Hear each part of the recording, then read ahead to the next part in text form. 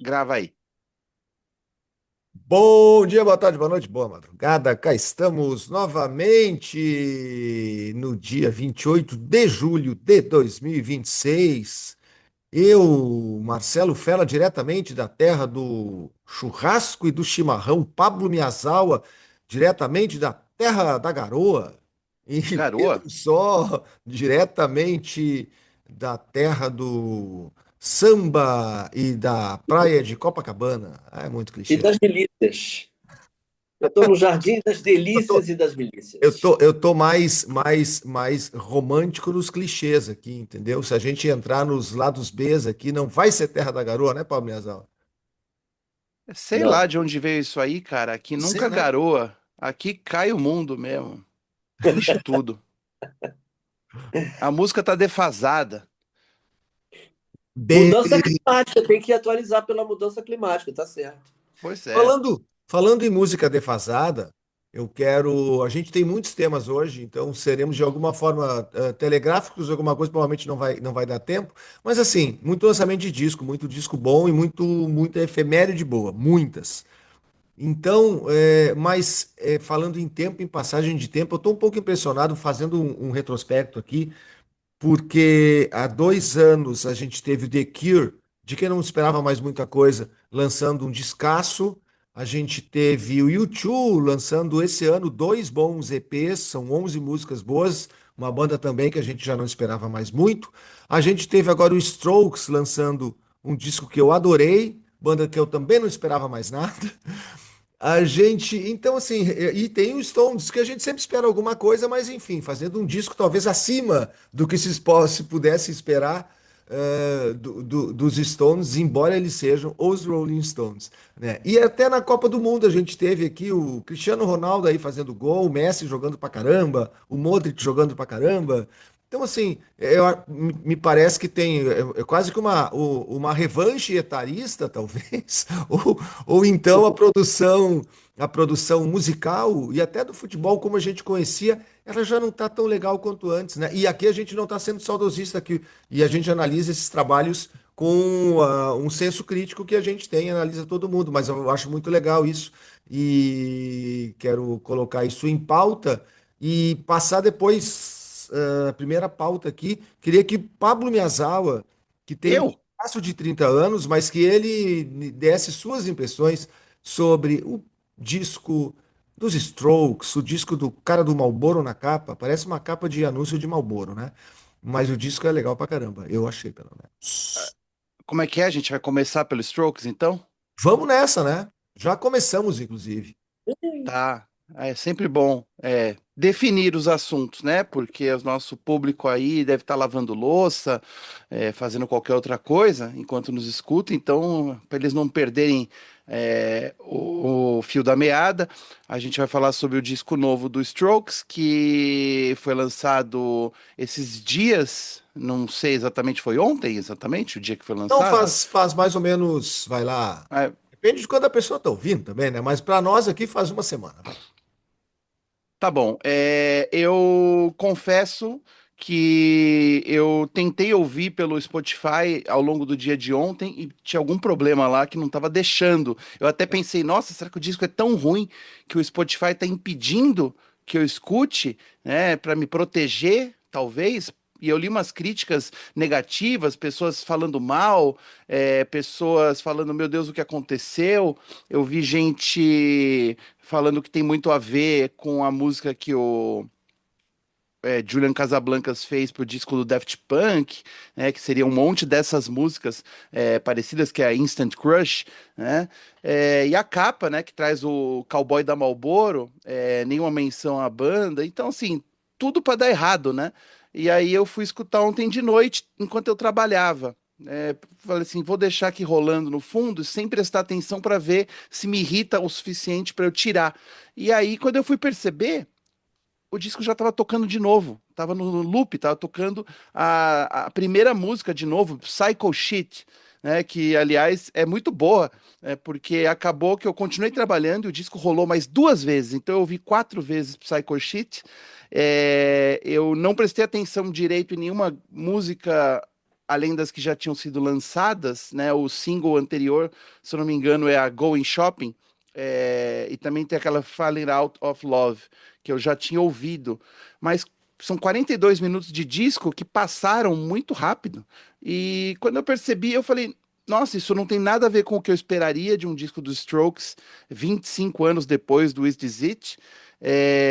Mas também não parece muito tanto assim com o disco anterior dos Strokes, o qual eu não gostei tanto, mas eu sei que é porque eu estava sendo purista. E agora, sem ser purista, eu escutei esse disco sem prestar atenção e ele caiu muito bem. Não parece um disco dos Strokes, acho que essa é a parte boa. E o Julian Casablancas está falando fuck you para todo mundo, então eu tô junto com o Ferla nessa. Se as pessoas puristas estão achando ruim, eu tô achando bom. Eu gostei do disco dos Strokes. Reality, eu também gostei demais do disco. Eu ia dizer o nome errado aqui. Awaits. I'll wait. O Rick Rubin produziu de novo. Eu fiz até um vídeo rapidinho, sobre esse disco, que quando o Rick Rubin produziu The New Abnormal em 2020, que já era uma época que eu não esperava mais nada, porque o Strokes estava em franca decadência, eu acho que ele conseguiu fazer o Strokes fazer um bom disco dos Strokes. E agora, 6 anos depois, o Rick Rubin conseguiu o Strokes fazer um disco de uma outra banda, quase, sabe? Do que se esperava nessa sequência. As 3 vezes que eu ouvi o disco, essa semana eu tive uma experiência interessante, que na madrugada de sábado, eu e o Eduardo Titon, que é o sócio da Rádio Agulha, a gente na madrugada botou o disco para ouvir naquelas caixas de som espetaculares de listening bar, assim, só eu e ele na madrugada ouvimos o disco inteiro. E aí eu fiquei falando, cara, não te lembro o The Cure de vez em quando? E lembra, sabe? O começo, se a gente pegar os primeiros 2 minutos, talvez, da abertura, poderia ser um disco do The Cure mais Disintegration, talvez, ou mais Pornography, ou Fate, mais denso de alguma forma. Eu acho que é uma banda mais adulta aqui e chutando balde mesmo. O Julian Casablancas entrou muito numa questão política, né, e politizado, assim, e é o que eu acho maravilhoso. A gente sempre cobra a postura dos artistas e ele está tendo. A banda é muito boa musicalmente, eu acho que isso sai não se tem dúvidas disso. E com o produtor, que é um cara que sempre foi da inovação, né, eu acho que ele conseguiu conceder uma diferença para o Strokes, tornar o Strokes uma banda um pouco diferente daqueles momentos. A gente sabe que o hype em cima do Strokes era muito grande. A gente já fez aqui quase que um especial sobre ele, dizendo como essa banda era boa, mas eu acho que agora vai além disso, assim, a música tá se impondo e tem muita coisa boa em todas as linhas, assim, em alguns momentos o negócio é muito simplificado, o que é muito legal, é aquela coisa mais direta que eles sempre fizeram. Em outras ela rebusca um pouco, mas ela leva a um lugar muito legal. Só para fechar sobre a música do Casablanca, sim, eu acho que é um disco mais Julian Casablancas, mas também pelo Voids, né, que é o projeto paralelo dele, que ele tem algumas semelhanças com esse projeto, e o que torna ele um disco diferente, talvez, do que se espera do Strokes. E é isso, acho que eu Ô, recomendo Ferla, demais. Diga. eu não sei se a banda ficou muito feliz com a direção que o Julian Casablancas colocou, né? A gente sabe que nos últimos discos a banda tem composto todas as músicas juntas, né? Mas antigamente o Julian Casablancas era o responsável por escrever tudo. Eu não sei como é que foi nesse caso, porque eu não achei os créditos do disco, mas eu soube, lendo notícias de fofoca aí, que o guitarrista, o Nick Valenzi, saiu da banda, né? Deixou de seguir a turnê dos Strokes. Então eu fico pensando se a situação tá boa lá dentro, se eles estavam felizes com o disco que eles estavam gravando. Eu não sei. Eu não leio fofoca Bom, muito. eu não, eu confesso que eu me detive na audição, assim, eu não sei o que está acontecendo em torno disso. Se ele gostou, se não gostou, eu gostei. Acho que o disco é bem bom, recomendo demais. Que bacana a gente poder comentar sobre um disco do Strokes. É claro que eu acho que os mais puristas que esperam que o Strokes seja ainda o Strokes não vão gostar, mas nem todo mundo é Rolling Stones, né? Com, com, com 80 anos com os caras com mais de 80 anos continuam fazendo um disco de blues rock tão legal. Pedro Só. Temas Bom, margeiam. Diga. eu passei ao largo. Estava envolvido com um trabalho aprofundado aí sobre Cazuza, que estará na próxima revista Bravo, que Oba. volta às bancas gloriosamente em breve. E eu Olha, estarei lá assinando a reportagem de capa, muito feliz. E também uma missão que me caiu assim, meio em cima da hora, mas que me deixou muito orgulhoso, porque dentro da minha idade eu poderia ser pai do João.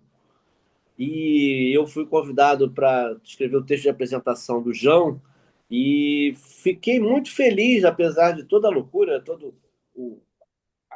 a situação promocional de pressa e fazer tudo, mas deu certo, super certo. E eu ouvi o disco e eu já esperava, já tinha uma boa impressão do quarto álbum dele e já era uma evolução. E esse quinto álbum eu achei foi assim um belo disco de música pop primeiro time, como eu mesmo escrevi. E ele se explicou muito bem também nas declarações. As pessoas falam muito dessa coisa do luto, porque realmente ele perdeu o pai, ele ficou um ano fora, recluso, recluso digitalmente, sem fazer show, né? Mas é um disco muito inspirado e com as letras são surpreendentes. Não é, eu achava que ele tinha uma coisa um pouco às vezes adolescente demais e realmente está amadurecido, mas e pega um lado popular. Eu ousei citar Altair Veloso, que, que é do universo popular e é um gêniozinho, né? Quem conhece só para contrariar Alcione, sabe do valor da Altair Veloso. Mas dentro do universo também Roberto e Erasmo Carlos, das coisas de casal, no caso um casal do século XXI, um casal gay, e também que isso não interfere no entendimento das questões e das coisas delicadas, as imagens delicadas que eles colocam que ele coloca na música. E achei um belíssimo disco, o novo disco do João, Memórias Póstumas, e recomendo a todos fortemente. E fiquei feliz, isso foi a posteriori, porque eu mergulhei no disco, tive pouco tempo para trabalhar, e ontem, vendo a repercussão, eu me dei conta de uma coisa que é fogo, porque sou velho mesmo, né?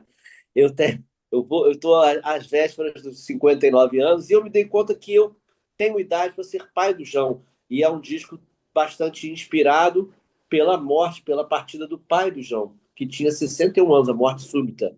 E isso não, esse pensamento só me assaltou ontem, depois de concluído o trabalho, e eu fiquei feliz porque eu primeiro pelo trabalho em si, depois porque eu consigo acompanhar a música pop, a música popular brasileira feita hoje, que tem obras de alto calibre, como a do João e como a da Anitta também, que a gente pode falar no próximo programa, que se Oba. vocês me permitem a sugestão.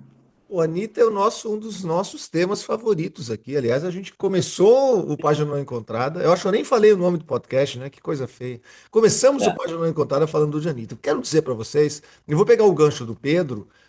A gente vai ter Sublime 30 anos, a gente vai ter disco do R.E.M. que completa 40 anos, é isso?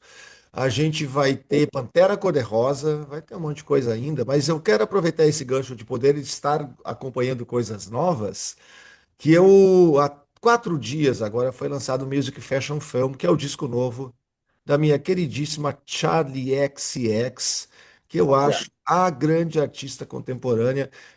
Para mim, eu estava pensando, porque ela é muito inglesa, né? E ela não é esse modelo de beleza contemporânea, tal. Eu me lembrei, a Charli XCX é uma espécie de Amy Winehouse feliz, né? Que consegue se olha, adaptar ao seu tempo, né? E consegue retratar isso na sua música. Ela é mais pop, mais contemporânea e é inovadora, sempre inovadora. É muito legal como ela busca novidade.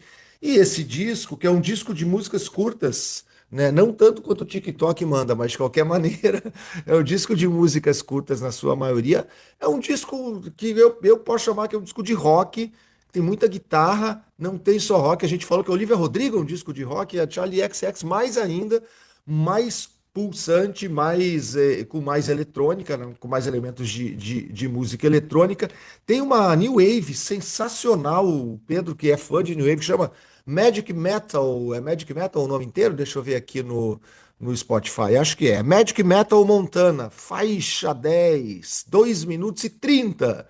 É quase que um Ramones, né, fazendo música.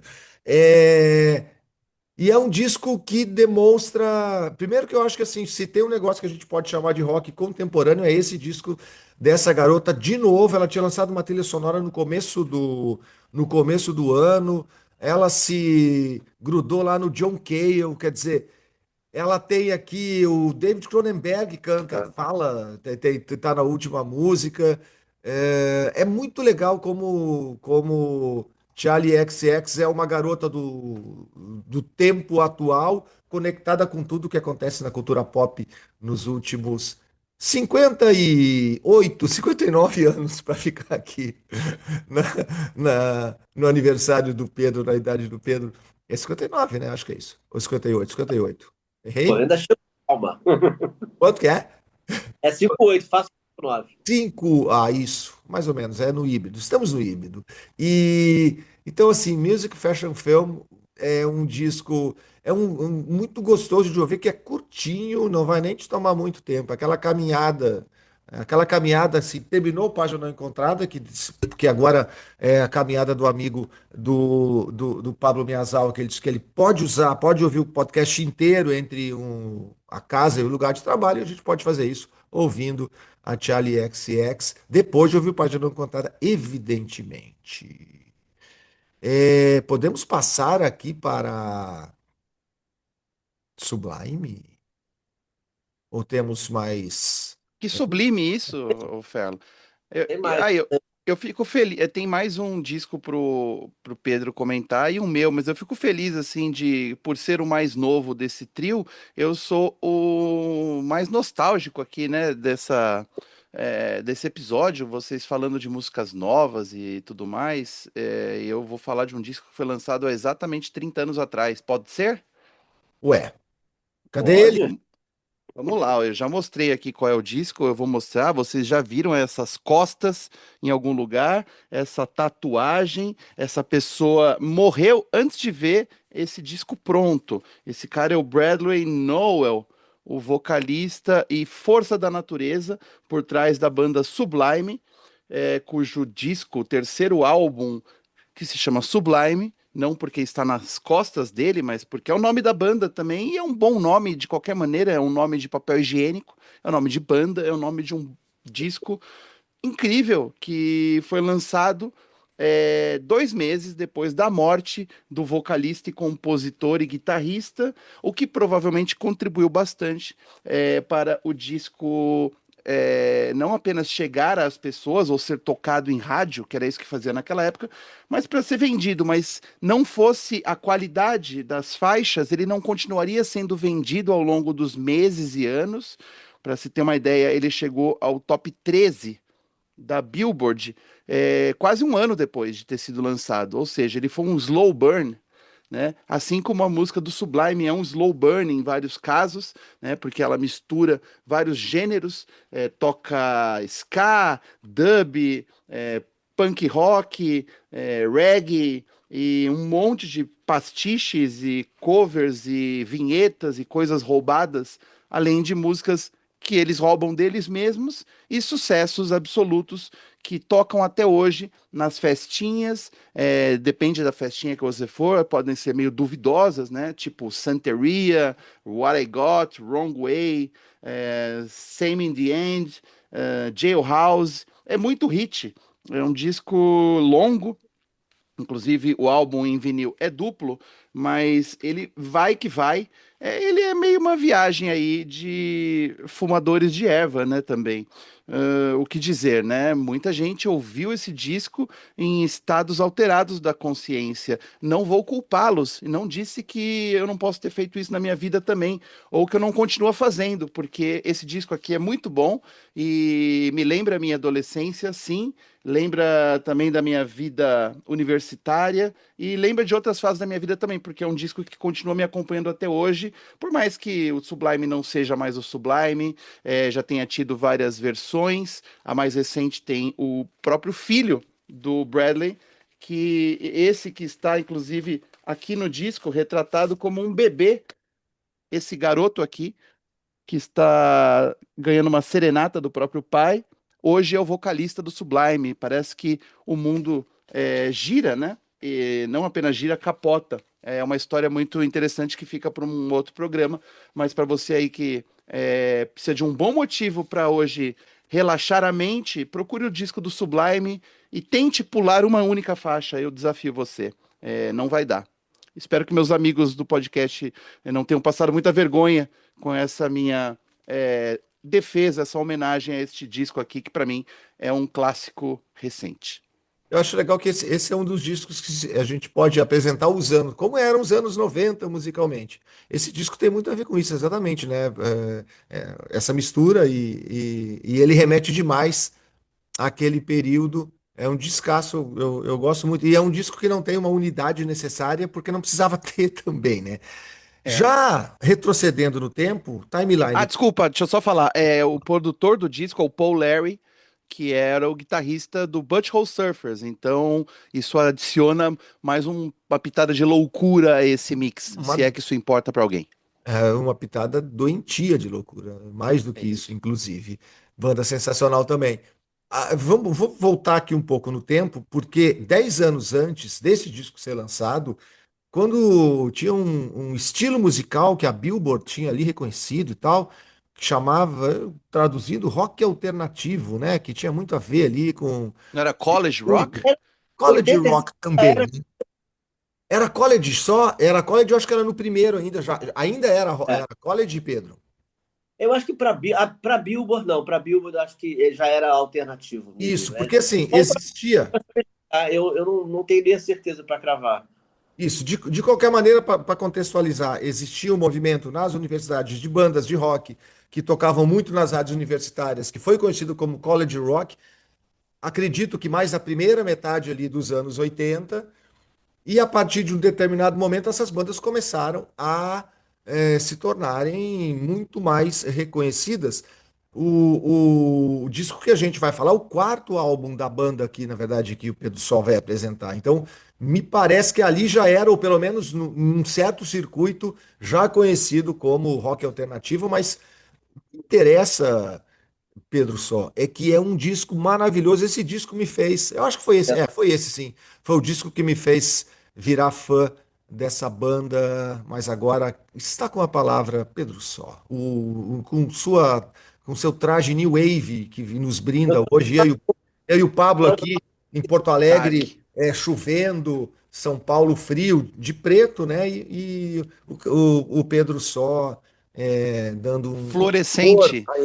a esse podcast. Fluorescente adolescente. Aqui com o meu visual marca-texto. Vou lembrar um dia, exatamente 40 anos, em 28 de julho, né? E que é um disco que fez muita gente boa entrar no universo do R.E.M., que depois eles tinham feito um disco com um dos meus ídolos, o produtor Joe Boyd, que não deu lá tão certo, né? Que parece que o Stipe, o Michael Stipe era o Famous of the Reconstruction, né? O Michael Stipe e ele não se entenderam muito. Para o Peter Buck e o Joe Boyd era o herói dos discos, do produtor dos discos do Van Morrison e do Nick Drake, mas aí essa liga não se deu muito bem. E aí eles falaram assim, então vamos ficar aqui nos Estados Unidos e vamos fazer um disco mais americano, e eles entraram nessa pegada, a pegada politizada, que durante um tempo fez a força do R.E.M. também, e que era uma pegada politizada dentro de uma versão de conservação do meio ambiente, mudança de clima, todas essas pautas que estão mais atuais do que nunca. A gente vê Espanha e França pegando fogo, e uma das melhores músicas desse disco, Life's Rich Pageants, depois eu vou falar sobre o título, né? Mas é Follow Me, que é sobre chuva ácida, né? E essa música, para mim, é uma das melhores do rock dos anos 80, é uma das melhores canções, assim como as pessoas gostam de citar Killing Moon, do Echo and the Bunnymen, Follow Me, para mim, é uma música perfeita, que a letra tem essa metáfora da chuva ácida, da tragédia, o céu caindo sobre nossas cabeças, com questões pessoais, né? E isso veio um pouco antes do R.E.M. também assumir o Green, como título de álbum e como militância. E a música, a primeira música do disco também, que é Begin to Begin, que é uma brincadeira com o standard do Cole Porter, né? Que o Begin é um ritmo caribenho, né? Mas o Begin Begin vamos começar pelo começo, é um chamado às armas politizadas, né? Vamos começar de novo como Martin Luther King, né? Então é uma coisa, é um chamado para a política voltar. Nos Estados Unidos seria a coisa mais certa do mundo agora as pessoas saírem para a rua. E, então, assim, é o 1986 mais atual possível. E agora, falando sobre o título do disco, que é uma coisa que era fascinante na época, que a gente não tinha certeza das referências.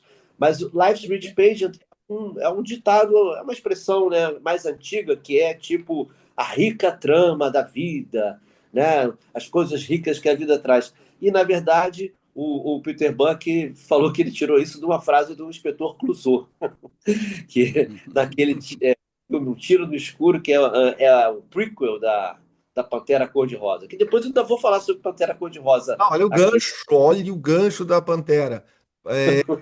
Lendo aqui o Follow Me, que o Pedro falou, ele foi top 10 nos Estados Unidos. Foi esse o disco que fez a banda, é isso que a gente está falando. Ela começou a ganhar um reconhecimento comercial e lá mais do mainstream das rádios que não eram as universitárias necessariamente, a partir desse disco. E eu gosto demais desse disco do I Believe, é uma das minhas músicas favoritas, uma das músicas que eu mais ouvi nesse período da minha vida. Esse disco é um disco que eu ouvi demais.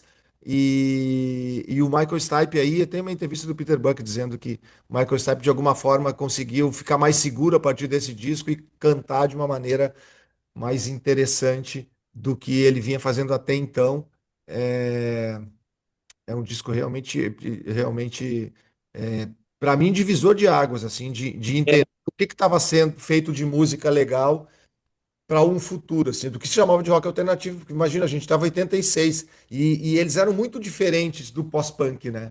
A gente estava assolado pelo pós-punk ali, com as grandes bandas do pós-punk comercialmente sendo definitivas nas paradas e nos shows e tal. Sempre foi difícil encaixar o R.E.M. em alguma caixinha, né? Principalmente no meio do rock no qual eles estavam, né? Eles sempre foram considerados esses caras diferentes e tudo mais, mas o curioso é que no mesmo ano em que eles lançam o primeiro disco deles a chegar em primeiro nas paradas, que transformam eles em celebridades globais, é o ano do rock mais pesado, né? 1991 com Out of Time, então é meio assim, parece que eles sempre quiseram ser um pouco fora da curva mesmo, mas eu confesso que esse começo do R.E.M. para mim é um pouco desconhecido, eu só fui começar a ouvir justamente no disco seguinte a esse aí, que é o Document de 87.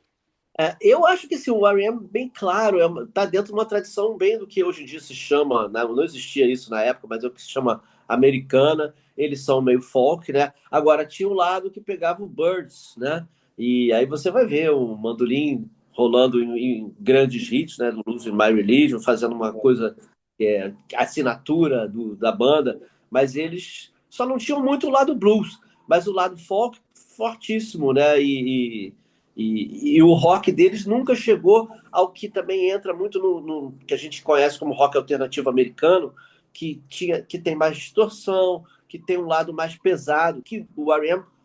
quase sempre passou ao largo, no máximo assim, batendo na trave com replacements, com uma coisa mais punk, né?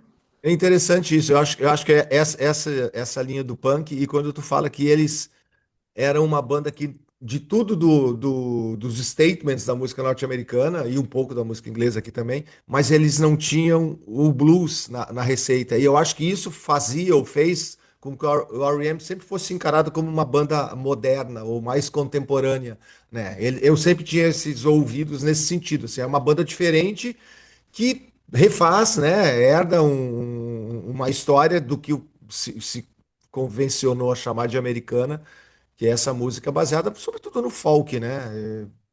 Feito lá eu acho que principalmente folk, né, Pedro? O que soma mais aqui no que se chama americana? pop rock. Esse disco, inclusive, um dos, uma das referências era o John Mellencamp. Ou E seja, era estava ali no Springsteeniano também, total. e Só que os type é os type.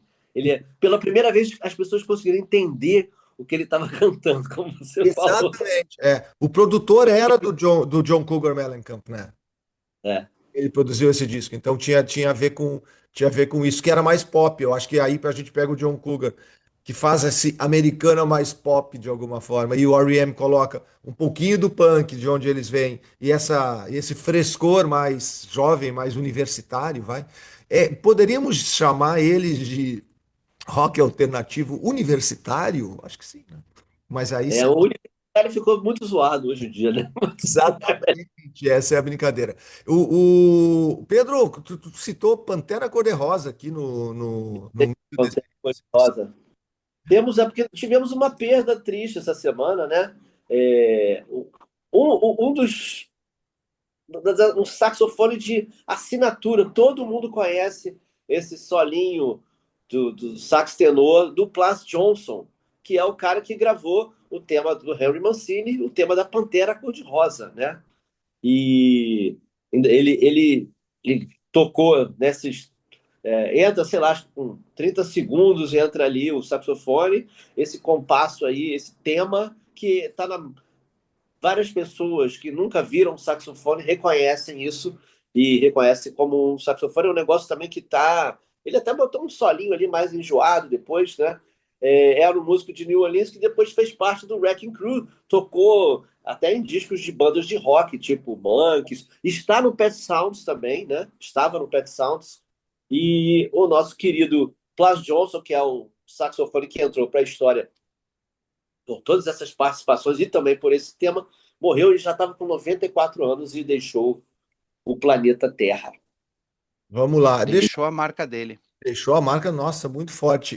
Semana passada, no sábado, mandei uma foto para vocês na companhia do homem da lenda e o mito Fernando Rosa, o Senhor F, né, que junto Ah, com o São Pereira organizou esse livro aqui, ó.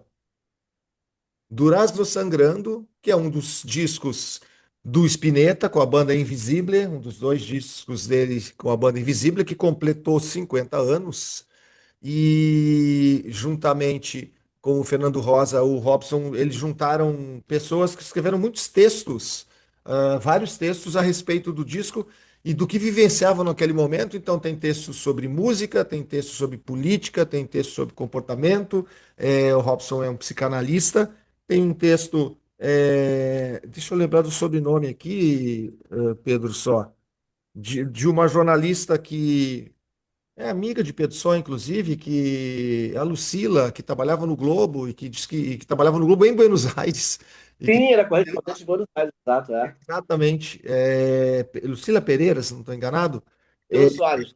Oi? Soares, exatamente, perdão pelo erro aqui, que vivenciou, conheceu Buenos Aires nos anos 90, trabalhou lá pelo Globo, e aí ela fala também dos aspectos econômicos aqui e comportamentais. É um livro muito legal, esse disco é um disco denso, do Luiz Alberto Spinetta, que é um dos grandes nomes do rock argentino, juntamente com o Charly Garcia, com o Fito um pouquinho mais pop, com o Cerati ainda mais moderno, mais pop, enfim. É um bom registro. Esse livro está à venda nas melhores casas do ramo, do Erasmo Sangrando, 50 anos. Como é legal de pegar uma obra e abranger, né? Fazer toda um estudo dos vários sentidos do que ela desperta e do que uma música, do que um disco pode representar para as pessoas. Por exemplo, o Pedro Só tem um disco que foi relançado em vinil, um dos favoritos do jazz, está escrito aqui no nosso grupo de WhatsApp. Ele se chama This Here Is Bob Timmons. É Timmons? É Bob Dylan, 1960, acabou de chegar. Esse eu quero ganhar de presente de aniversário em setembro. Ó, Esse vinil 180 gramas remasterizado, que é um dos discos que é considerado um dos pilares do soul jazz, aquele jazz de vinil de culto, com festas para dançar e tudo mais, DJs de várias décadas recuperaram e foram atrás disso, né? E o Bob Timmons é um cara que ele fez parte do... Tocou com os Jazz Messengers do Art Blake, né? Ali com aquela turma da pesada, ele chegou e já se abancou. E ele fez esse tema chamado Moaning, que é um tema que ele regravou nesse disco, que é o primeiro disco solo dele, em 1960, com trio, e é um disco, é um tema. Eu tenho uma playlist que eu tenho minha, né? Que acho que é particular até no YouTube, que se chama Jazz Facinho. Que é, você quer um jazz para festa, um jazz descomplicado, um jazz que vai fazer bem, vai acariciar os seus ouvidos, né? E esse disco do Bob Timmons é uma maravilha, né? Ele morreu, ele também virou uma pessoa culta, porque ele morreu com 38 anos, começo dos anos 70, de cirrose, né? Infelizmente. Mas ele era assim, parece que o tio dele deu aula para ele e para o McCoy Tyner. Olha só, o tio dele devia ser foda, né? Isso lá na Filadélfia. E o Bob Timmons virou o Bob Timmons e o McCoy Tyner o gigante do jazz. Mas o Bob Timmons é um cara que merece todas as honras, porque ele é esse piano funk, tem raízes de gospel, tudo, mas é muito suave, muito agradável, e com esse trio ele realmente entrou. Sam Jones no baixo, Jimmy Cobb bateria, também é um negócio assim seríssimo. E eu recomendo a todos essa audição do Bob Timmons. This Here is Bob Timmons. E quem quiser me dar o disco de vinil, também agradeço. Opa, tá anotado aqui. Olha só, esse é um episódio em que nós criamos Remende. rock alternativo universitário e o jazz facinho.